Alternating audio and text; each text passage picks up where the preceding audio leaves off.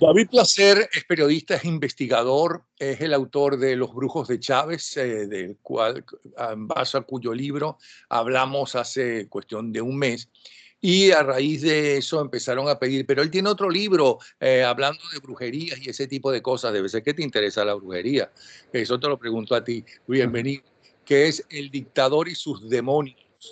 Que tiene como subtítulo, que no recuerdo, sí, el subtítulo es La secta de Nicolás Maduro que secuestró a Venezuela.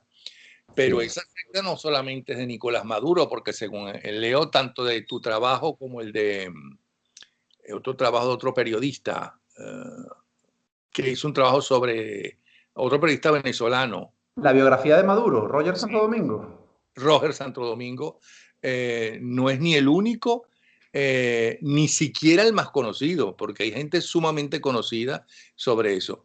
Pero ahí no solamente lo que tú escribiste, sino también algunos de los reportajes que hizo, bueno, una de las empresas de televisión más serias o más respetadas en el mundo, como es la BBC de Londres, que hizo varios documentales, por lo menos dos que yo sepa, donde se le acusa a el brujo o el dios, o no sé cómo llamarlo, de Nicolás Maduro, no solamente de un pedófilo, sino de un auténtico delincuente. Y eso es la BBC de Londres.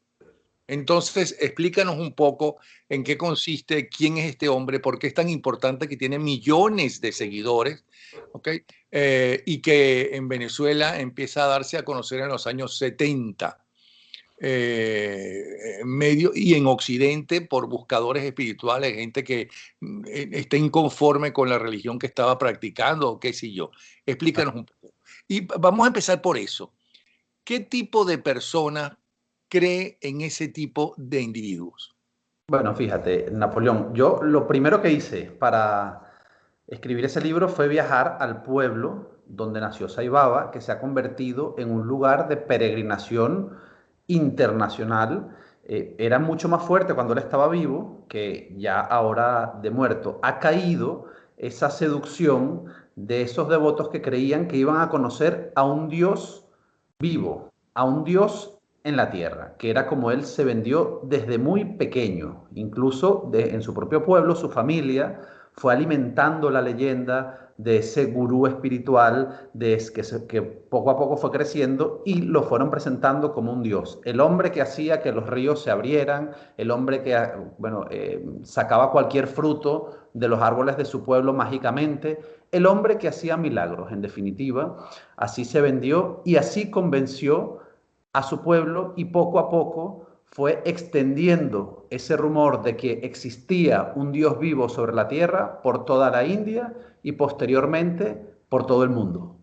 ¿Cómo llega esa devoción, esa pseudo religión, ese culto o esa secta, como queramos llamarlo, a Venezuela? Pues a través de una de sus primeras traductoras, porque él comenzó a escribir libros, comenzó a escribir la palabra de Dios, que era la palabra del mismo, y Arlette Meyer, una venezolana que en los años 60 lo conoció personalmente y era ayudante, junto con otra traductora argentina, comenzaron a publicar los libros de Saibaba, la palabra de Saibaba, respectivamente en español, y luego cada una de ellas cogió su camino, Arlette Meyer a Venezuela y la otra traductora que la acompañaba en Argentina, y por ese motivo hay tanto devoto latinoamericano, concretamente en Venezuela y en Argentina. Hay más de 200.000 devotos solamente en Venezuela y millones en el mundo. Bueno, fíjate que en Venezuela no sé la cifra exacta, pero tienen escuelas, que es una cosa que también surge de la India, escuelas en el estado Táchira, tienen una obra social muy importante de ayuda a los más necesitados, que es como inicialmente estos movimientos prosperan, comienzan a tomar forma. Los últimos informes de inteligencia, porque hasta la CIA desclasificó hace muy pocos años unos informes de inteligencia que se habían hecho, se había visto con preocupación este crecimiento tan fuerte de esta secta y hablaba de 6 millones de devotos en el mundo, ellos dicen que mucho más. Pero lo cierto era que ir a Puttaparthi, a la Casa de la Paz Suprema, que es en definitiva el templo donde vivía y donde predicaba en vida Saibaba, que hoy se ha convertido en un Vaticano, un mini Vaticano, en la India, pues habían unas colas larguísimas que había que hacer colas muchas veces desde el día anterior para poder entrar a ese recinto sagrado y poder escuchar, poder ver a Sai Baba en persona. Lo fascinante de este hombre es que no solo convenció a las clases más pobres, más desfavorecidas, que ayudaba con escuelas, con salud, con educación, daba ayudas de todo tipo en la India, sino que logró convencer a multimillonarios de todo el mundo, entre ellos el fundador de Hard Rock Café, por ejemplo, y nos fijamos en esa cadena de hamburguesas de todo el mundo que ha triunfado tanto, que se ha exportado a tantos países, pues los eslóganes, vamos a llamarlos así, o los mandamientos de Sai Baba. Y el love all, serve all, es decir, amar a todos y servir a todos, es uno de los eslogans de marketing de Hard Rock Café y no deja de ser posible porque su fundador era uno de los devotos y principales financiadores del movimiento de Sai Baba. Eso de amar a todos, sí, amar a todos, pero mátalos cuando te conviene matarlos porque se enfrentan a ti. Y no lo digo por él, lo digo directamente, sino por Nicolás Maduro, que es su seguidor. Y en cuanto a la pobreza, según la BBC, en una entrevista que le hace al administrador del fideicomiso de Sai Baba, no a cualquiera que andaba por ahí escuchando o a un chismoso o algo de eso, dejó de alrededor de 190 millones de dólares. La verdad es que es un tremendo negocio, 190 millones de dólares, y él andaba en un Rolls Royce, que es uno de los carros más caros que se venden. Pero además, hablando de su alianza con asesinos y con dictadores terribles, estoy buscando, momentico, que estoy buscando a quien visitó la única vez que salió de la India. Fue a dónde, a uno de estos asesinos, tú lo sabes. Si no me equivoco, te refieres a este dictador sí, cuya esposa era devota, efectivamente, y ahora tengo déjame. Idi Amin Dada. Idi Amin, efectivamente, Nada uno de los menos que grandes, Idi Amin Dada sale sí, de su tierra por única vez para ir efectivamente, a donde Idi Amin Dada. porque una de sus esposas era devota de Sai Baba, y de allí, fíjate, es el mismo paralelismo que Cilia Flores y Nicolás Maduro. De la devoción de su esposa, el dictador también se convierte en devoto. Y Sai Baba lo visita, si no recuerdo mal, en el año 78-79, a Idi Amin en una visita, efectivamente, que hace allí al dictador. Él nunca se movía, era al revés, los dictadores lo iban a visitar a él, como fue el caso de Nicolás Maduro en el 2005, pero en esa ocasión efectivamente Sai Baba visitó a uno, bueno, de los dictadores más sanguinarios de África. Ahora, estamos hablando un poco de Sai Baba para conocer bien no solamente a Nicolás Maduro, sino a Hugo Chávez, que antes que Nicolás Maduro parece que lo siguió, lo conoció, aunque luego aparentemente lo cambió por los babalaos cubanos, de los que utiliza Fidel Castro justamente, que no son todos los babalaos cubanos, sino el grupo que utiliza.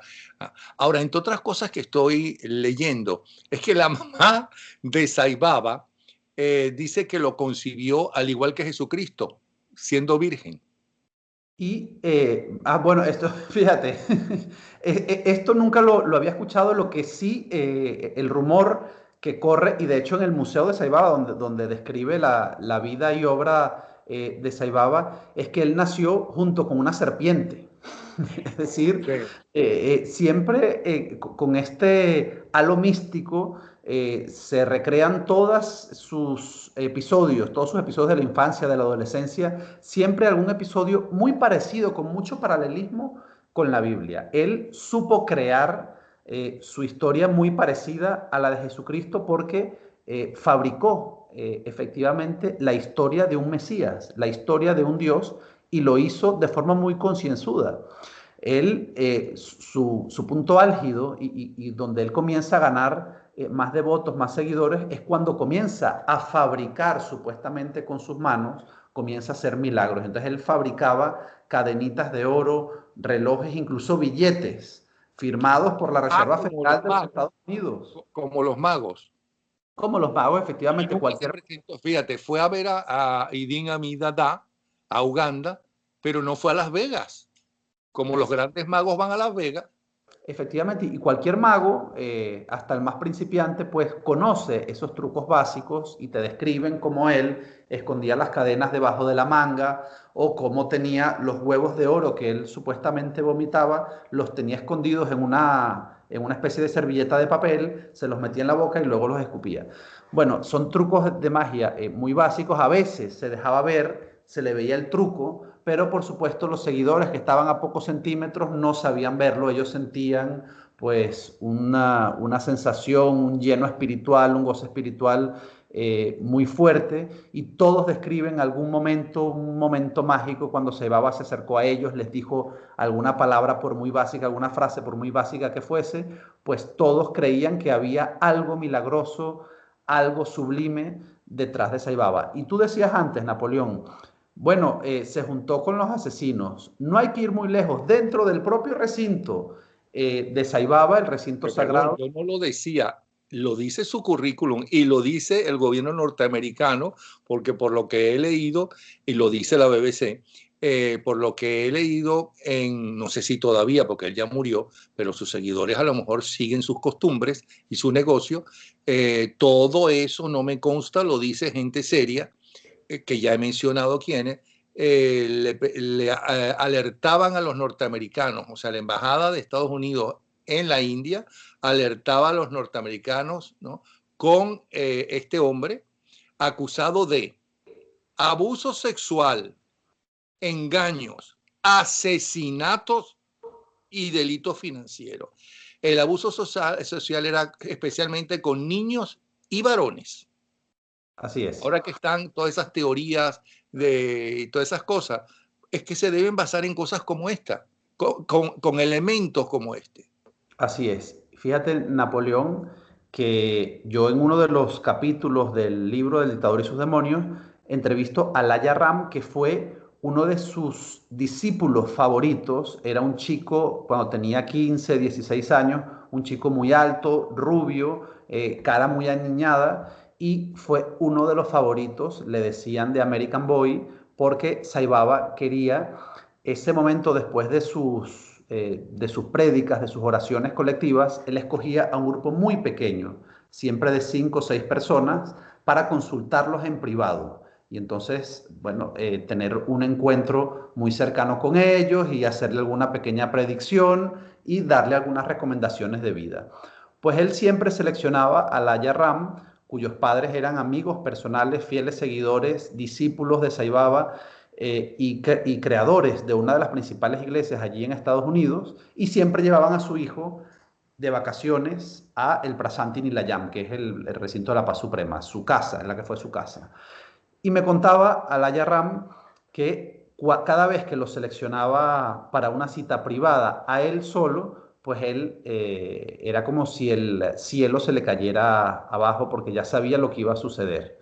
Y entonces eran con los aceites mágicos que supuestamente él tenía, él hacía prácticas de sanación con Alaya y era esparcirle esos aceites por todo su cuerpo, desnudo, tocarle sus genitales y dijo que fue escalando en el abuso sexual en la medida en que las sesiones se hacían cada vez más asiduas, cada vez más frecuentes, hasta el punto en que, bueno, hubo acto sexual consumado, él lo cuenta con bastante detalle, después de estos abusos se lo contó a sus padres, bueno, sus padres en un principio creían que era realmente un acto de sanación, pero luego poco a poco se fueron convenciendo de que su hijo había sido abusado y luego lo denunciaron, por supuesto, en una causa que nunca prosperó en la India, donde gozó en vida, también ahora su iglesia, de absoluta protección y absoluta impunidad. Pocas investigaciones serias se han hecho contra Saibaba y su movimiento en la India, que no tiene nada que ver, ojo, con el movimiento este de millones de devotos, que yo los conocí, conviví con ellos, dormí con ellos, y realmente es gente muy humilde, muy buena gente, la mayoría de ellos te dan lo poco que tienen y es una devoción genuina. El problema es en esa cúpula eclesiástica que se aprovecha de esa devoción genuina y auténtica de la gente, han creado, efectivamente, hablabas de asesinatos. Varios de los estudiantes, tres de los estudiantes en concreto, un 6 de junio fueron asesinados en las puertas del dormitorio de Saibaba. ¿Por qué se asesinaron a tres jóvenes estudiantes devotos, fieles seguidores de Saibaba, a tiros, creando un reguero de sangre en el recinto de la paz suprema? Pues es una causa que nunca ha prosperado. Los propios familiares decían que ellos estaban convencidos de que sus hijos iban a denunciar a Saibaba también por la misma causa, por delitos sexuales, por abusos sexuales, y fueron asesinados. También, de forma misteriosa, una mujer hace pocos años se suicidó de forma extraña, se ahorcó en el recinto de Saibaba en una hora, en la madrugada, donde nadie puede entrar a ese edificio, a ese lugar. Entonces, hay muchos episodios realmente turbios, oscuros, alrededor de Saibaba y del movimiento de la organización de Saibaba relacionados con asesinatos. Muchos en el pueblo, que esto ya sí son cuentos de camino, decían que antes, cuando el río que discurría a pocos metros de allí, ahora está seco, es un río que está seco por el cambio climático, ellos dicen que se secó a raíz de la muerte de Saibaba, decían que llevaban algunos cadáveres de enemigos, de gente que quería denunciar al movimiento, a la organización Satya Sai, pero esto, por supuesto, nunca llegó a prosperar. Tenemos que tomar en cuenta que el gobernador del estado Andhra Pradesh e incluso el propio ministro, el primer ministro de la India, Narendra Modi, son devotos del movimiento de Saibaba, con lo cual siempre ha gozado ese movimiento de un apoyo político muy importante dentro de la India. Bueno, de ser cierto todos estos abusos que de forma seria y organismos o compañías tan serias como la BBC denuncian abuso sexual, engaños, asesinatos y delitos financieros, pero que llevados a juicio nunca prosperaron, eso también hay que decirlo, de ser cierto, fue un extraordinario estafador. Sí, de hecho, esas son las dos facetas de él. Un extraordinario estafador para los no creyentes, para todos los que han denunciado este tipo de cosas. Y ojo, también para devotos que bueno, estaban convencidos que hay un alto grado de corrupción dentro de la propia organización. Yo hablé con muchos de ellos, algunos justificaban el tema de los tocamientos sexuales. Yo hablé con Emiliano, bueno, que convivió conmigo, un argentino, un chico argentino que convivió conmigo durante varias semanas allí en el Prasanthi Nilayam, y él me contaba que sus amigos cuando eran adolescentes también fueron tocados, pero decía él, bueno, pero era simplemente porque él con sus manos calmaba ese deseo sexual de los adolescentes que iban por allí mirando chicas e intentaban ligar, intentaban conocer muchachas. Entonces, Saibaba de alguna forma los tocaba como para que se calmaran y entonces estuviesen en su trabajo espiritual. Así lo justificaban ellos, pero otros devotos ya mucho más leídos, mucho más instruidos, sí reconocían que pasaban cosas muy raras, como estos suicidios, como estos asesinatos, en los cuales pues entraban guerras de poder, guerras de dinero dentro de la propia organización e incluso llegaban a justificar este tipo de cosas porque decía Saibaba que a él eran los lilas de Saibaba, decían esto, ¿no? Que a él le gustaba generar peleas, generar conflicto, porque esos eran los juegos de los dioses. A los dioses les gustaban que esas pequeñas almas creadas por él, pues tuviesen algo de vida, tuviesen una vida de telenovela y pelearan, se mataran, se amaran y vivieran pequeñas novelas diarias trágicas, pero fíjate que es una forma bastante simple, bastante infantil de justificar todos estos delitos que Sobre todo supuestamente si eran cometieron. varones que eran muy jóvenes. Siempre varones, efectivamente, muy jóvenes, muy apuestos, así es.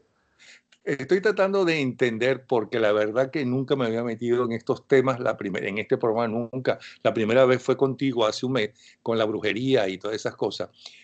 Tratando de entender por qué tantos millones Y vuelvo a repetir, según los datos, más de 200.000 personas solamente en Venezuela lo siguen. Yo supongo que la mayoría de estas personas son gente honesta que está buscando una explicación de su angustia, de su desorientación, buscar eso, y que o no conocen esta información que ha dado, entre otros, tu trabajo, la BBC, entre otros, los cuerpos de seguridad de los Estados Unidos, lo digo por la advertencia que aparentemente hay en la India sobre en la Embajada de Estados Unidos en la India sobre este caso, si es que todavía la hay o la hubo alguna vez, pero eso lo dice la BBC, sino tratar de entender eso y tratar de conocer a los que son seguidores y hacen exactamente todo lo contrario, partiendo de la base que es mentira todas las acusaciones contra Saibaba,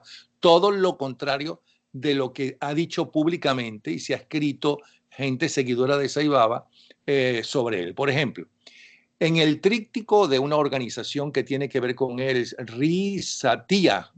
Satya, sí. ¿Qué es eso? Bueno, ese es el nombre de la organización, de la Okay. una auténtica multinacional. Sí. Ok, estoy leyendo que hay un tríptico que dice unas palabras de Saibaba.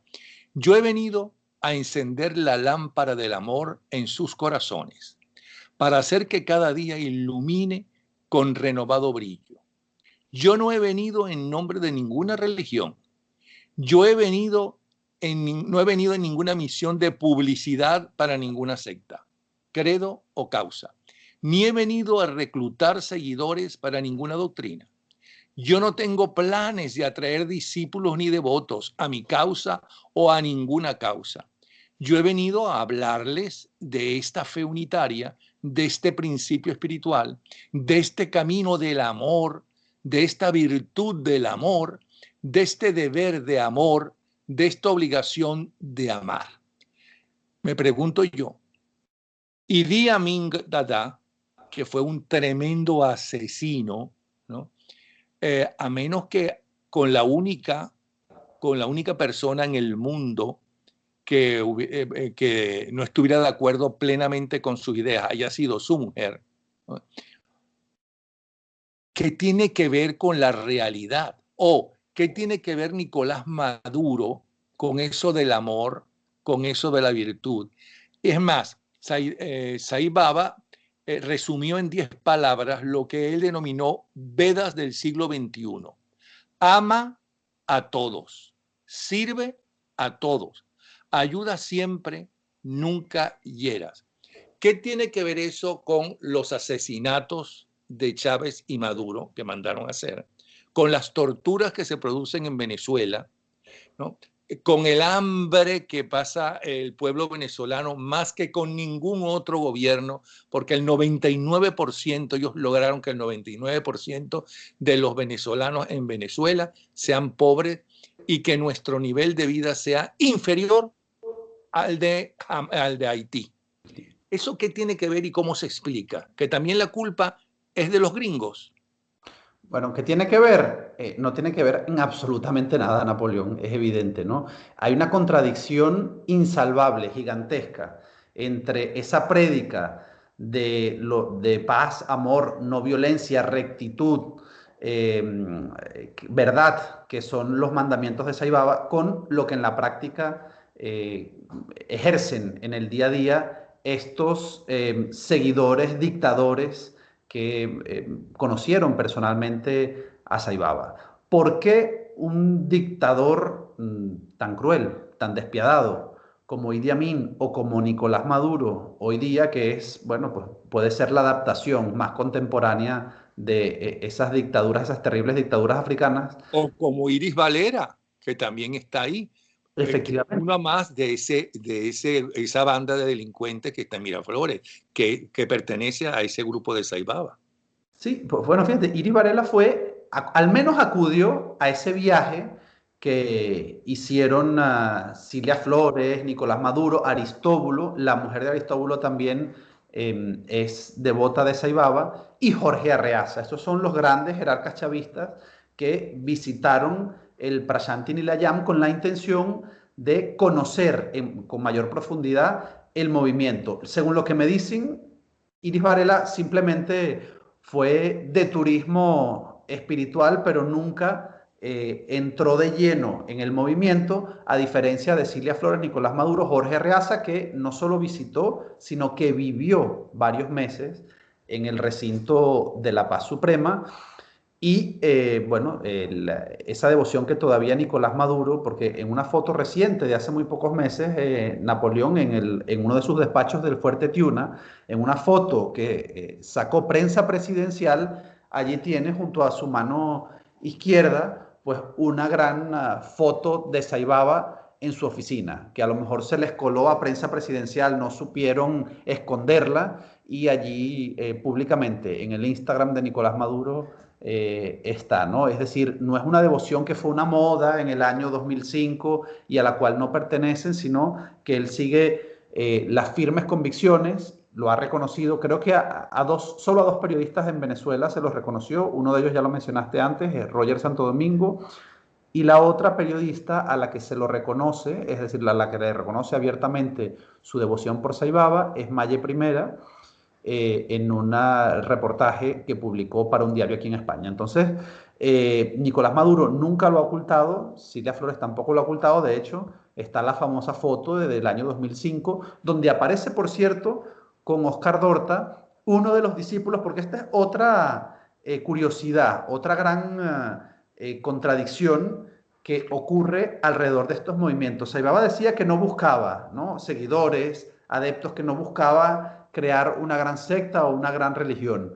Pues precisamente lo que ocurrió es todo lo contrario. Y justo los seguidores de Saibaba alrededor de Jorge Arreaza y de Nicolás Maduro tuvieron un ascenso extraordinario en los últimos años en el poder. Entre ellos, la mujer que regentaba la oficina de Saibaba en Sabana Grande, que era una oficina, bueno, sigue siendo una oficina bastante humilde, pues hoy es embajadora de Venezuela en Filipinas. Y ¿Quién sus es dos... ella? Ella es Capaya Rodríguez. ¿Y qué pasó Eh, con sus hijos? y sus dos hijos, que se llaman Faraón y Monarca, esos son los dos nombres que les puso a sus dos hijos, también forman parte de este movimiento saibavista y forman parte del círculo de seguridad de Nicolás Maduro. Ella Pero hay, fue, Capaya Rodríguez fue fiscal, trabajó en la fiscalía, donde todos los fiscales conocían esa devoción, incluso llegan a decir ese fanatismo por Saibaba, y cuando Jorge Arreaza es nombrado canciller, pues ella es elevada a la categoría de embajadora. Capaya Rodríguez, embajadora de Venezuela en Filipinas. pero hay un venezolano que es el que más influencia del grupo ese de Saibaba tiene sobre Maduro y que vive en Miami y va mucho a Venezuela porque lo llama Maduro a consultar, que lo he llamado, pero no atiende la llamada. No sé si que en este momento está, ¿no? Aunque esté en Venezuela, hoy con los teléfonos está haciendo. Y gente que lo sigue y amigos de él también lo han llamado para buscar una entrevista y que le explique quién es Saibaba y, bueno, y qué le dice, cuáles son las orientaciones que le da a Maduro, porque a lo mejor es que Maduro está haciendo todo lo contrario, por lo menos que de boquita para afuera predicó Saibaba. Pues fíjate, ese hombre que mencionas, Enrique Rodulfo, efectivamente vive en una zona bienestante, en Miami. Su hijo trabajó en el consulado de Venezuela en Miami.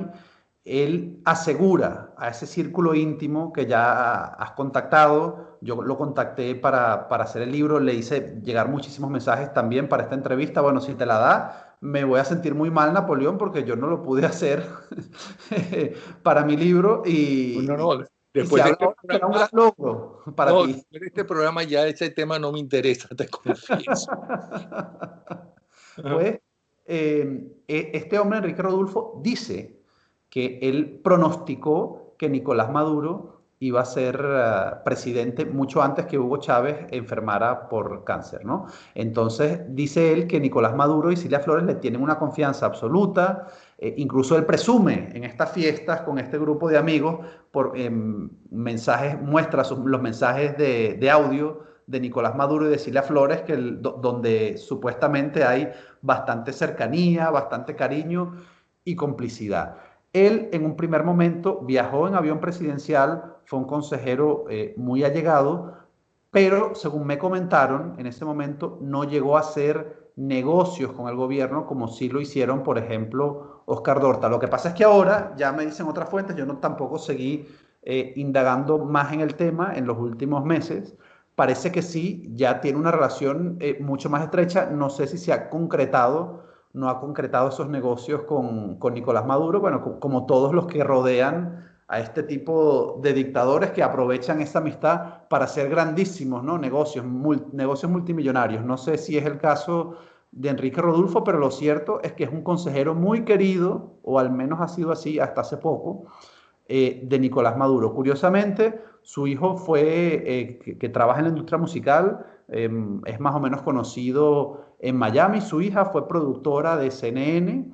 Ellos tienen una vida pues ya muy integrada en los Estados Unidos, a pesar de que, bueno, de esos lazos todavía estrechos de esa familia con Nicolás Maduro. Según me comentan, él no hace pronunciamientos públicos sobre su filiación política, sobre sus creencias políticas, sobre sus simpatías por el chavismo, porque todo su entorno, precisamente entorno de Miami, es opositor. Pero sí es un hombre que vive muy bien, le gusta vivir muy bien, bueno, como casi todos los altos jerarcas del chavismo. Bueno, aparte de los que ya has mencionado, en la banda de delincuentes del régimen, también hay alguno que otro en la oposición, aunque oficialmente ya no esté el que yo conozco, que es un asesor político, que también estuvo involucrado en escándalos de droga en Colombia. Pero cuando tú dices la secta de Nicolás Maduro que secuestró a Venezuela, estás ampliando mucho y dándole demasiado poder. ¿Nos quieres explicar por qué?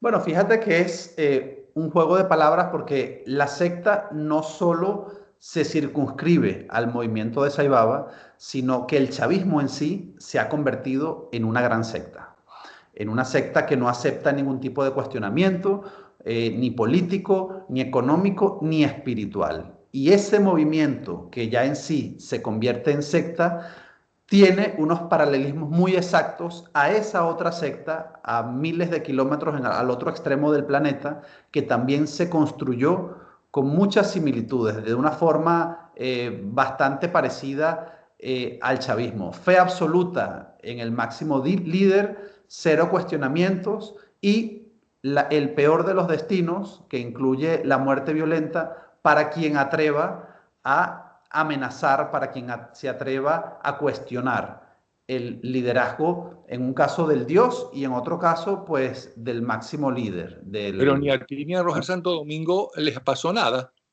¿Perdón? Pero ni a ti ni a Roger Santo Domingo les ha pasado nada.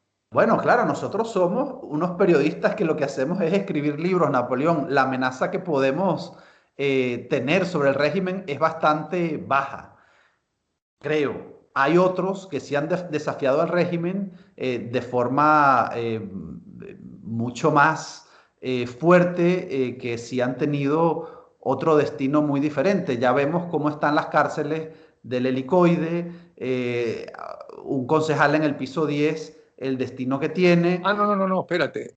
Yo lo digo, no lo digo por la banda de delincuentes de Miraflores, sino lo digo porque entendí que si aquellos que se metieran directamente con Saibaba o que lo desprestigiaran, los iban a matar. Eso es lo que nos No, quisiste decir. ahí, evidentemente, el trabajo periodístico bueno, estamos mucho más protegidos en ese sentido, pero las personas que sí desafiaron, es decir, que sí denunciaron a Saibaba, pues tuvieron la muerte que te describí en el propio recinto de Saibaba, pues acribillados a balazos. Entonces, personas que realmente puedan suponer una amenaza seria, creíble ante los tribunales, que puedan servir de testimonio de esos delitos que supuestamente se han cometido, pues tienen ese destino final. Igualmente ha pasado en Venezuela, pues ya sabemos lo que le ha pasado a Oscar Pérez y a todos los que han amenazado de alguna forma al régimen. El destino es siempre el mismo. La BBC también destapó esos casos de Saibaba. Bueno, pues ninguna consecuencia ha habido sobre ese medio de comunicación, aunque sí es cierto que ahora el trabajo periodístico en el recinto del Prashanti Nilayam, que antes iban muchos periodistas a describir lo que allí ocurría, después de ese documental de la BBC, ya está prohibido cualquier tipo de trabajo periodístico allí, y por eso es que si quieres narrar las cosas de cerca, pues tienes que disfrazarte, tienes que entrar allí como un supuesto devoto, que es lo que me tocó hacer a mí. ¿Y qué viste allí? Bueno, Detállanos lo que viste.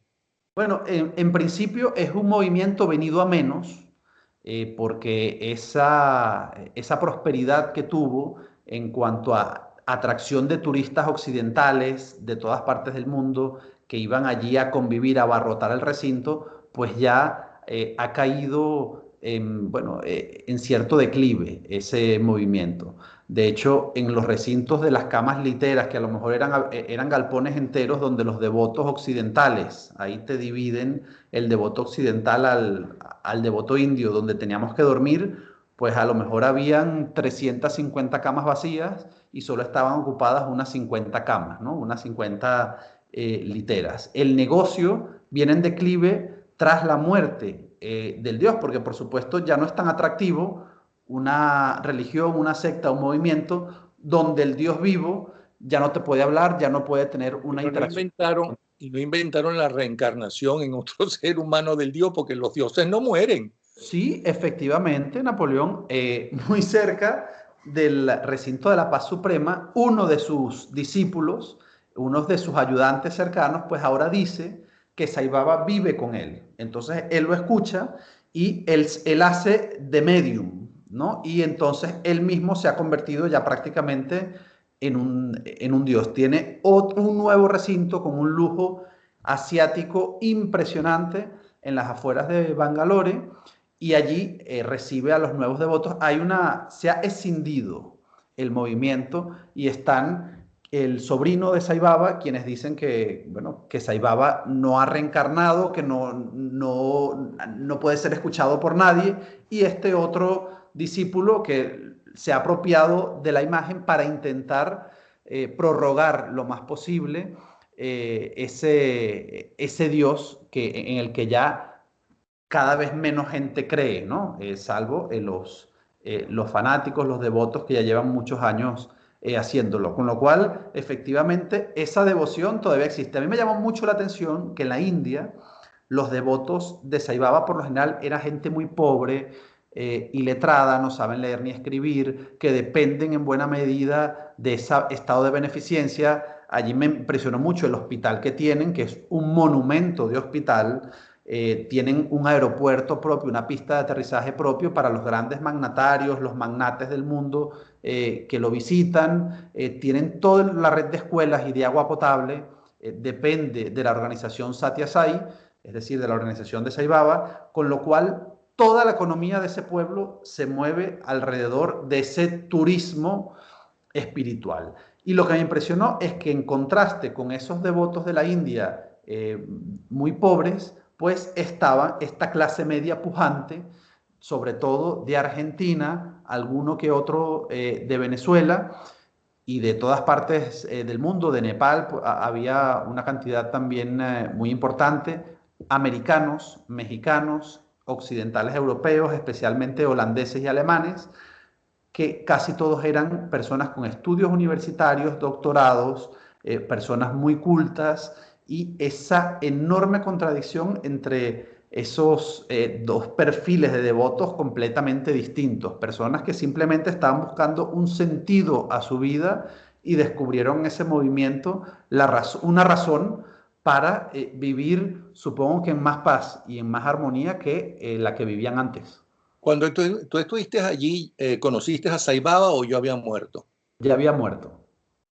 Ok, y esa gente que la cual estás hablando y que sigue yendo allí en su helicóptero y demás. Sí, cada vez, por lo menos yo en las 3 semanas que estuve, no coincidió ningún magnate, ningún millonario que lo iba a Pero visitar, pero sí, sí, el aeropuerto ok. sigue ¿Y ya operativo. cuánto tiempo estuviste tú allí? 3 semanas. Ajá. ¿Cómo era tu día? ¿A qué hora te levantabas? ¿Quién te levantaba? ¿No? Ya no eras un niño, o sea que puedes decir todas las cosas que viviste allí. Sí, por supuesto. A menos que Era, también le gustara los adultos. Pero sí, bueno, ¿cómo era tu día? bueno, el día en el Presente y la Llama es un día bastante aburrido porque te levantan muy temprano, ¿A ya qué hora? los devotos antes del amanecer, es decir, a las 5 de la mañana, más o menos amanece a la misma hora, amanece y anochece más o menos a la misma hora que en Venezuela. Aquí, según las estaciones, hay otros horarios. Allí, antes del amanecer, ya comienzan, el resto de devotos te despiertan porque ya comienzan a asearse, comienzan a hacer ruido y ya te tienes que levantar. Luego tienes que hacer una obra social que por lo general consiste en pelar patatas o zanahorias o hacer lentejas en el comedor común ¿Qué o hacías limpiar, tú? o limpiar al final. Yo limpié solo un par o 3 de días y luego intentaba escaparme, ¿no? Porque era un trabajo voluntario.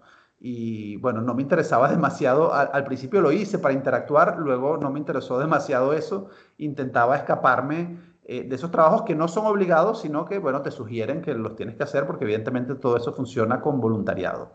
Entonces yo lo que hacía era pasar una máquina que va de alguna forma limpiando el suelo, es como una especie de coleto mecánico, por decirlo así, por todo el comedor. Pues compartir sobre todo con los devotos latinoamericanos, que eran los que te podían contar con mayor detalle cómo es el movimiento que es y te confesaban pues sus vivencias, desde muy niños iban allí, desde los 13 años, entonces iban a las bibliotecas, de alguna forma entendía que fueron abducidos por ese movimiento de muy pequeños y creían firmemente ya en que Saibaba era un auténtico Dios y que la palabra de Saibaba y de todos los discípulos que ellos escuchaban allí en esos momentos de oración, pues era la palabra divina. Su vida no tenía ningún sentido fuera de esos muros. Ok, a qué hora terminabas de pasar el coleto dejando bien mal el gentilicio venezolano, ¿no? dejando Que muy bueno, mal. por tu culpa, ahí deben decir que todos somos unos flojos, porque solamente colaboraste 3 días. ¿A qué hora esos 3 días dejas de pasar coleto y qué es lo que haces después? Bueno, fíjate, yo pasaba coleto no en el desayuno, sino en la cena. Entonces, tardabas como una hora, hora y cuarto en hacerlo, en pasar la máquina en todo el comedor, en la parte del comedor de los hombres, porque allí está siempre separado, siempre. También es una regla básica del recinto, hombres y mujeres separados. Solo pueden estar juntas las familias. Entonces, si hay una familia que va con niños, sí ellos pueden compartir un cuarto, pero si vas solo o sola, pues hay recintos completamente distintos. Entonces, a mí me tocaba limpiar solo el comedor de la parte de los hombres, más o menos como a las 9, 8:30, 9 de la noche, y luego ya te ibas a acostarte Ok, entonces en volvamos el al para principio. occidental. Después que desayunas, ¿qué haces? Bueno, después que desayunas, por lo general todos esos devotos van a orar. Hay 2 momentos de oración básicos, uno en la mañana y otro después de comer. Entonces es un momento de oración al que yo siempre asistí allí. Bueno, hay un mecanismo de seguridad muy fuerte. Para entrar tienes que dejar tu móvil, tu teléfono, tus cámaras en un recinto. Tienes que pasar descalzo. Tienes que pasar 2 sistemas de seguridad solo para entrar a un recinto donde lo único que vas a hacer es rezar. Allí la seguridad es muy elevada, no puedes hacer ningún tipo de foto, de vídeo, y estos cánticos que se hacían allí, que eran muy largos, era una hora o más de una hora, pues eran sumamente aburridos. Después de la sesión de la misa, vamos a decirlo así, pues tú te podías acercar a la tumba de Saibaba, donde entonces tocabas el lugar o tocabas con tu cabeza el recinto. Era un lujo, bueno, absoluto. Y de allí te daban unos ticketcitos donde podías ir a comer gratis a la cantina india, donde yo solo fui una vez, tenías que comer con las manos, fue algo que tampoco me agradó muchísimo. Y yo iba a la cantina occidental luego a comer, donde la comida costaba 20 veces más que la cantina india, porque es un poco los turistas occidentales los que con el pago del precio tanto de las habitaciones como de la comida, pues sostienen un poco el día a día. Luego en la tarde me iba con mi amigo argentino, que él se ofreció a hacerme de guía, y esa es una ciudad universitaria. Yo le buscaba cierto parecido a la Universidad Central de Venezuela. Es una ciudad universitaria con edificios distintos, una arquitectura bastante interesante en algunos edificios, muy bien cuidada. Hay algunos animales allí, algunas vacas, monos, está lleno de monos.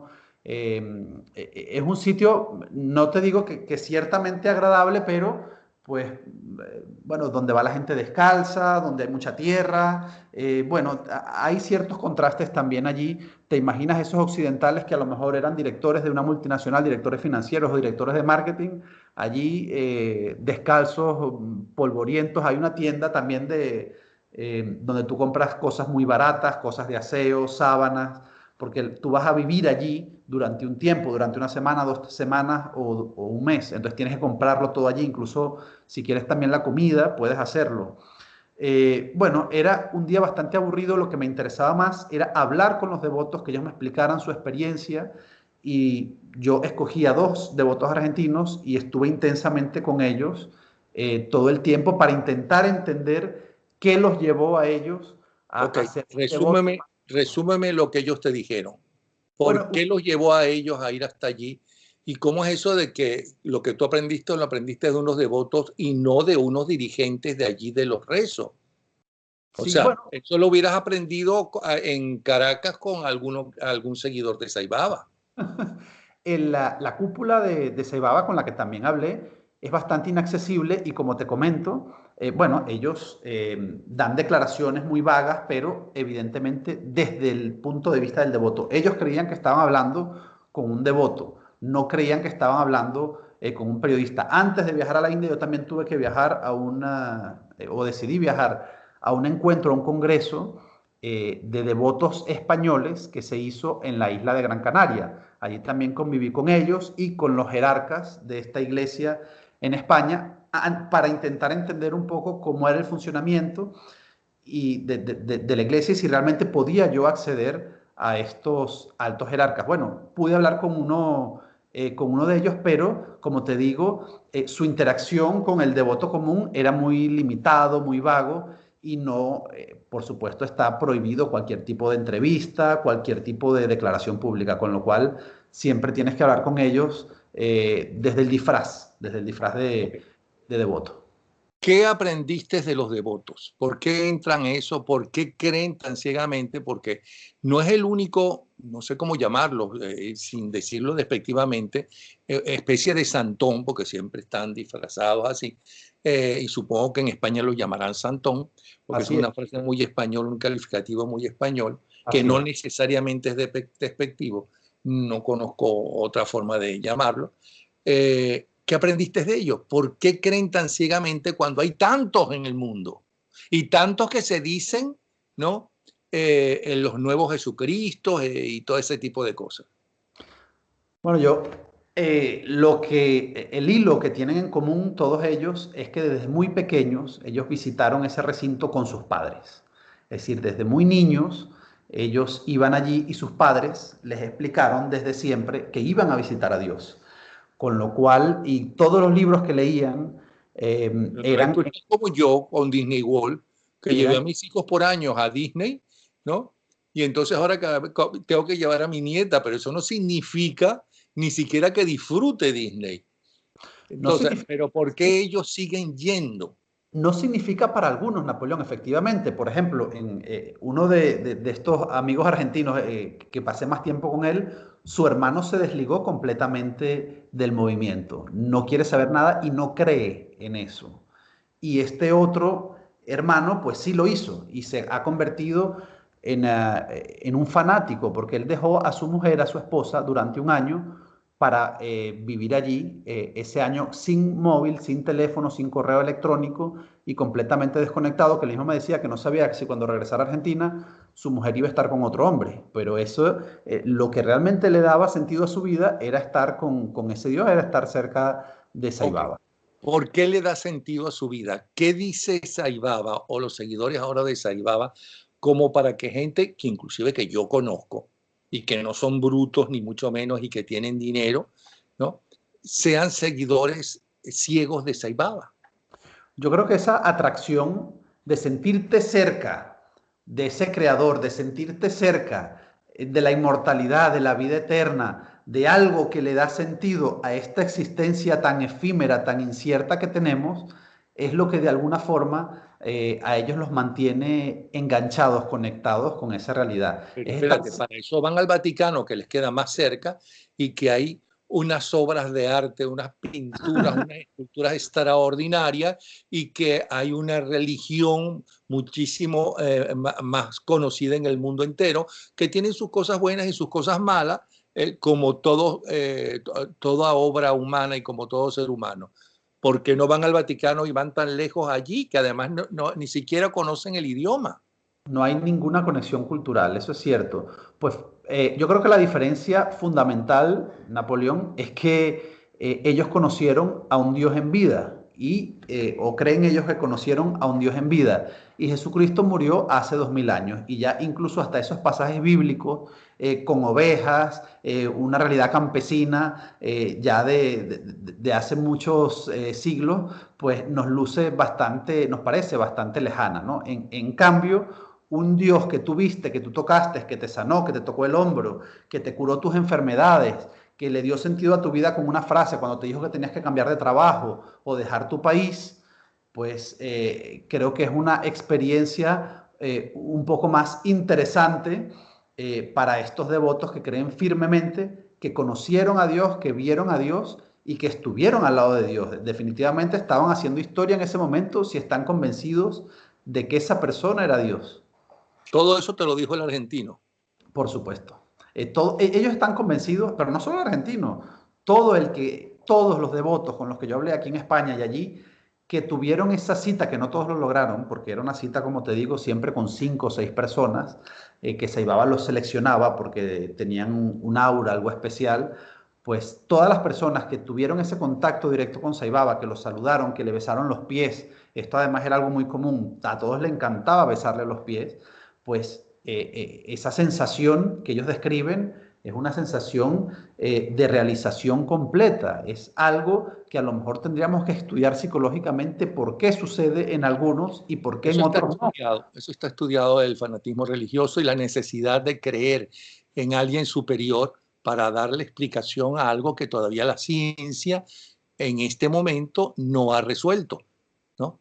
Entonces, pero cuando tú dices que no todo el mundo tenía acceso a él, sino los que él veía que tenían como un aura, tengo que entender que nada menos que Nicolás Maduro, Cilia y Cilia Flores, que se retrataron junto con él, o sea, no solamente tuvieron acceso, sino que además permitieron que ellos se retrataran con él, cuando en ese momento no era presidente, o sea, que no era Idi Amin Dada, ¿no? Ni tenía el dinero que tiene hoy en día, como para que fuera un negocio retratarte, sí tiene un aura, sí le vio un aura. No fue así Napoleón porque ellos no fueron elegidos al azar. Ellos ya fueron en una misión diplomática. Ya fue Nicolás Maduro como en ese momento era presidente de la Asamblea Nacional y fueron en esa misión en la que en un principio iba a ir el propio Hugo Chávez a través de una gestión que estaba haciendo a través del entonces embajador en la India, Walter Márquez. Al final Chávez no fue y entonces fue esta visita que realizó Maduro Flores y los hijos, los sobrinos de Cilia Flores, que creo que no son los mismos porque son otros, los que están presos allá en Estados Unidos, que también lo acompañaban en esa misión. Ese día, curiosamente, y esto es ya una anécdota curiosa que puede ser por casualidad o no, no sabemos, pero el día en el que llega Nicolás Maduro a visitar a Saibaba, el pueblo Putaparti se queda sin luz. Entonces, ya muchos de los... Una predicción. Sí, Ajá.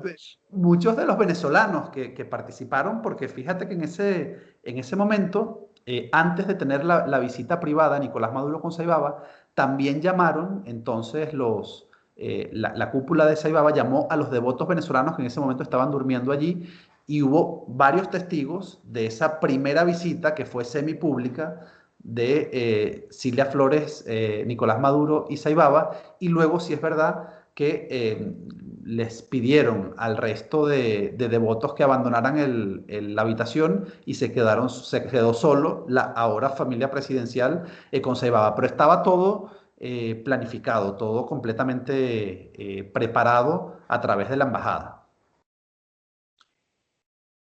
En esa foto, que es la única que se conoce de este par de delincuentes con Saibaba, hay otra gente. Esa otra gente, ¿quiénes son? Venezolanos que fueron llamados porque iba Maduro. Bueno, sí, fíjate que uno de ellos es Oscar Dorta, que funge como empresario, ahora es un empresario venezolano en Panamá, que, bueno, según algunas informaciones, ha tenido acceso a contratos con el gobierno. Oscar Dorta funge allí como traductor de Nicolás Maduro.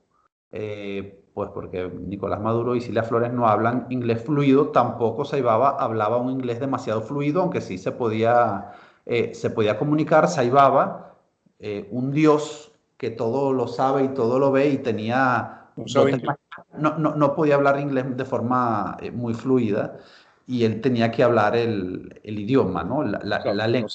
no sabe nada de español. Entonces, Efectivamente. esas cosas no las entiendo, pero hay gente que las entiende. No sé cómo, por qué entienden esas cosas. Ser Dios y no saber un idioma, cualquiera, aunque sea papiamento, lo que sea. Pero bueno, ¿qué otra cosa aprendiste? Bueno, a mí me llamó la atención particularmente en ese negocio que se ha creado, que es un negocio muy próspero alrededor de la figura de Saibaba, con souvenirs de todo tipo, hoteles, todas las personas que estuvieron al lado de Saibaba construyeron hoteles, restaurantes, es decir, se beneficiaron de algún modo de esa cercanía que tenían con ese hombre tan poderoso, ¿no? De alguna forma es lo mismo que hace alguien que conoce a Maduro o conoce a cualquier dictador o conoce a algún presidente corrupto. Esa amistad tan cercana siempre se traduce luego en un negocio muy próspero, muy productivo. Y los hoteles de Perdóname, lujo... pero tú no puedes, no debes ser muy buena persona que no fuiste absorbido, no fuiste, no eres de la gente de Saibaba, porque no toda la gente de Saibaba es maluca, ladrona, vagabunda o asesina como este par de delincuentes y sus amigos. Pero algo tuviste que aprender de ellos, que tantos millones en el mundo creen ciegamente en Saibaba, sin además darse el lujo de haber estado allí como tú estuviste 3 semanas. ¿Qué fue lo que aprendiste? ¿Por qué lo admiran? ¿Por qué lo siguen sin haberlo tocado, haberlo escuchado? Porque tiene que decir algo importante. Yo creo que es la convicción propia, y creo que no hay nada más allá de eso, de que necesitan creer en algo. Todos ellos necesitan creer que Saibaba existe, que Saibaba es Dios y que ellos pudieron tocarlo. No hay más nada que eso. Fíjate que todos comienzan a conocer a Saibaba a través de un sueño, a través de un amigo que se los presentó, a través de un familiar que es devoto, y todos casi siempre tienen un sueño en el que Saibaba los llama y les dice que tiene que ir. Eso se repite en todas las historias. Estamos hablando de secretarias, de abogados, de gente con pocos estudios. Todos comienzan de la misma forma. Un amigo, un familiar, alguien ha llegado a ellos, les presenta el movimiento y mágicamente ocurre que escuchan a Saibaba en un sueño, leen algo en un libro y mágicamente se sienten atraídos y sienten la imperiosa necesidad de ir, de viajar, a recorrer medio mundo, viajar a la India y conocerlo en persona. Eso le ocurrió a casi todos.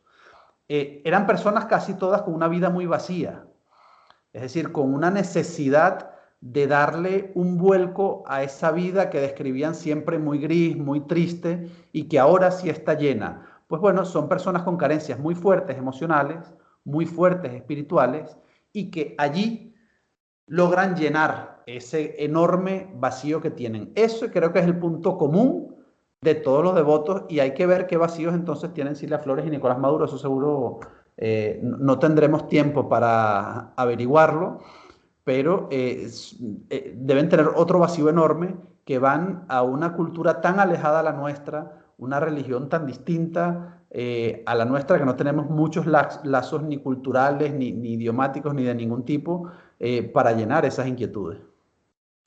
Bueno, de verdad que muchas gracias. Esto es un resumen a petición de la gente que vio el primer programa, Los Brujos de Chávez, sobre su segundo libro, El dictador y sus demonios, la secta de Nicolás Maduro que secuestró a Venezuela.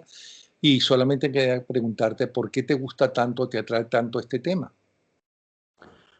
Porque creo que es un tema fascinante del que siempre escuchamos rumores, mitos, cuentos de camino sobre la brujería y el poder, la superstición y el poder. Y periodísticamente poco se había hecho en relación a la brujería en Miraflores, a la brujería con respecto a Hugo Chávez y a esta secta, pseudosecta o movimiento espiritual que rodea, que sigue rodeando a Nicolás Maduro. Me parece un tema fascinante esas convicciones más profundas de un dictador o de un presidente en la soledad que cree firmemente un amuleto en un ánima o en un hechizo para conducir las riendas de un país. A mí particularmente me atrae mucho, me parece un tema fascinante, pero creo que después de estos dos libros ya no voy a repetir y ya me dedicaré, Napoleón, a otras cosas.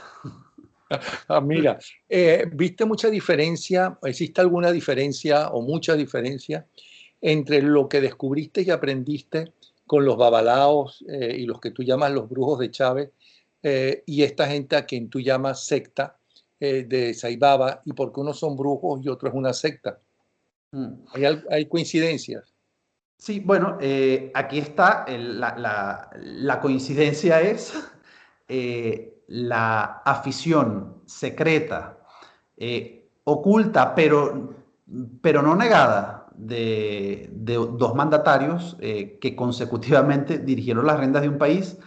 Uno hacia, creo yo, que utilizó esa red de babalaos cubanos como método de manipulación, como religión oficial del chavismo, me refiero a la santería, una vez que lo intentó con la religión católica y no pudo, lo intentó con la iglesia evangélica y tampoco pudo, y encontró precisamente en la santería, que es una religión donde no hay jerarquías que puedan, digamos, negarse a este tipo de pactos, sino que hay padrinos, pequeñas tribus, que sí pueden ser muy fácilmente utilizadas en beneficio propio. De este modo, bueno, también lo hizo con la iglesia evangélica porque había algunas iglesias evangélicas donde se cantaba, Chávez no se va.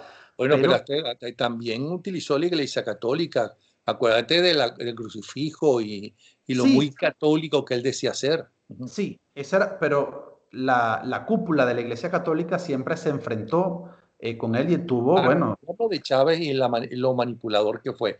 ¿Y cuál es la diferencia y cuáles son las coincidencias de los Babalao y los sí. Saibabistas?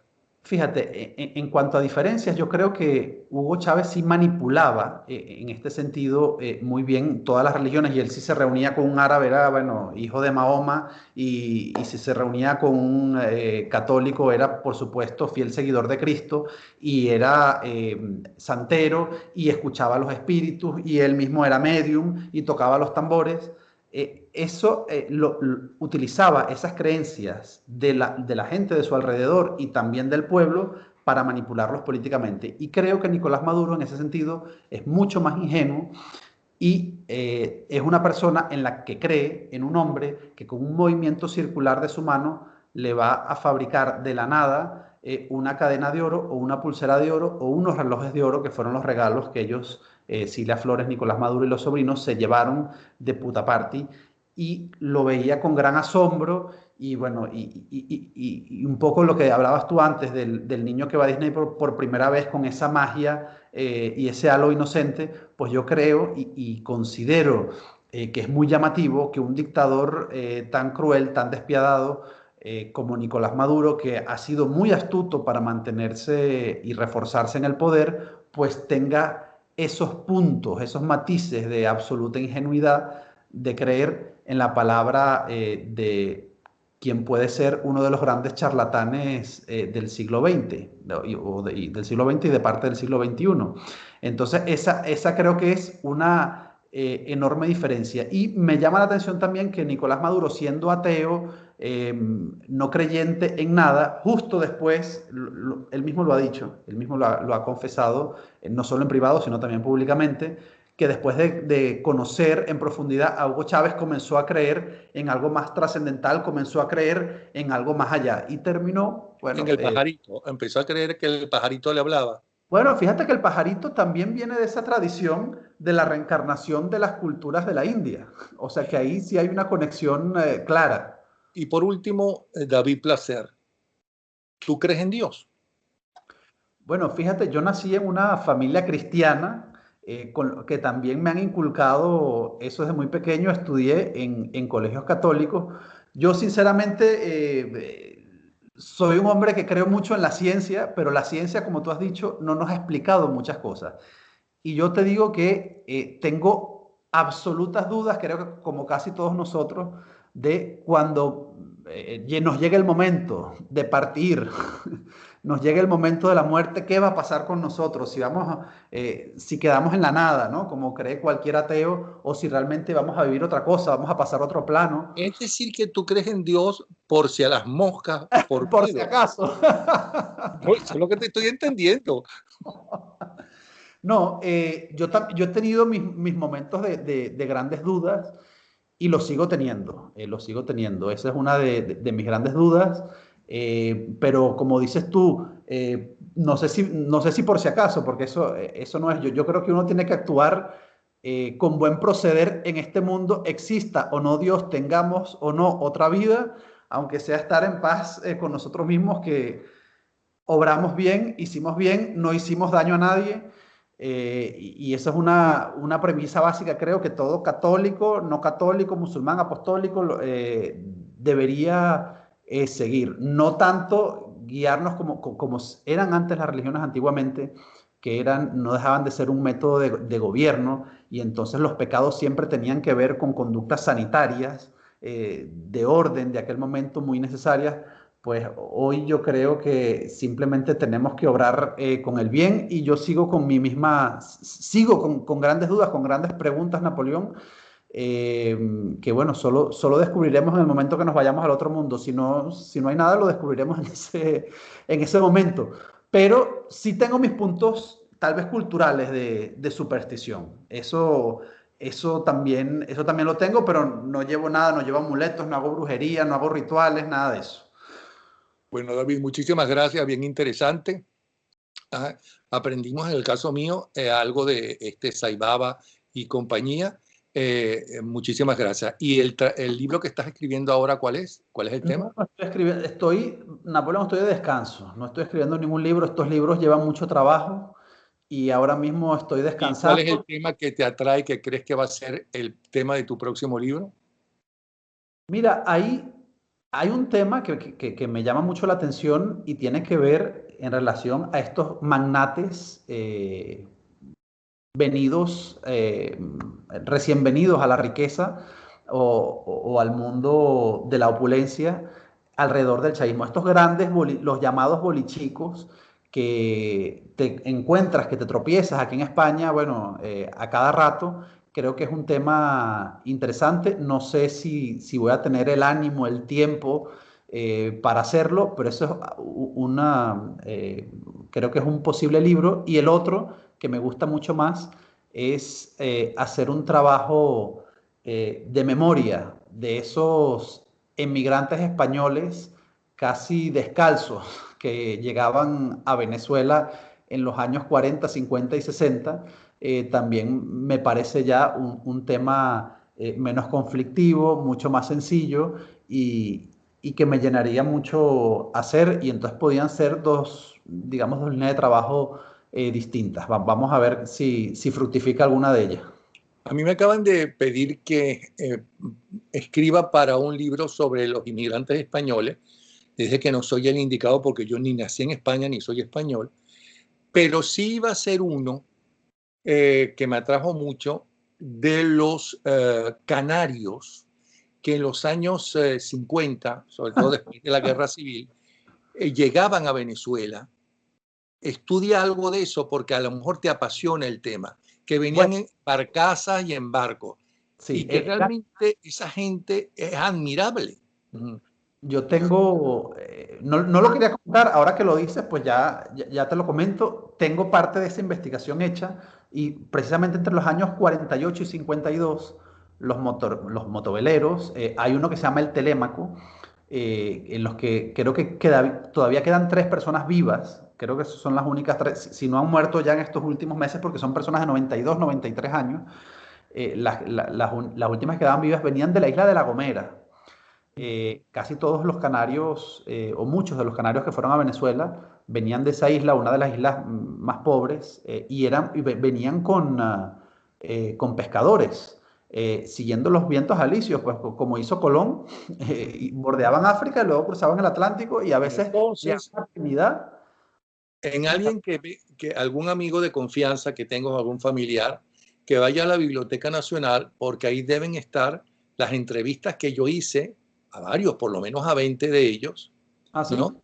Y contando sus historias. Y yo no voy a hacer nada con ese trabajo, porque quería hacer no solamente una serie de televisión, sino llevar a la literatura, a escribir un libro sobre eso, porque realmente son historias interesantísimas. Son los Son, balseros de aquella época, los balseros cubanos de los 60, 70, así es. 80, bueno, y hasta ahora son aquellos canarios que llegaron a Venezuela a raíz de la Guerra Civil Española. Así es. Y luego tenían que pasar cuarentena en la época de Pérez Jiménez para ver si no traían alguna enfermedad extraña, y ya rápidamente les daban su permiso de trabajo después de la cuarentena y ya comenzaban a vivir su vida normalmente. Pero sí pasaron, sobre todo el Telémaco fue uno de ellos que sufrió una tormenta muy fuerte, quedaron sin agua y sin comida y realmente pasaron calamidades hasta que llegaron, nunca llegaban a La Guaira, siempre llegaban a Martinica, se perdían un poco en el camino y luego tenían que ir guiándose por otros barcos de la época. La historia es realmente fascinante y sí, yo Y creo si, que en al- y investigación. si en alguna parte del mundo se quiere y se admira al pueblo venezolano y a Venezuela, ¿no? Es en las Islas Canarias. Así es, la octava isla, es como, Bueno, como le llaman. un abrazo, ¿sí? Ok, Un abrazo. gracias. Gracias, David. Hasta luego. Chao, que vaya bien, chao.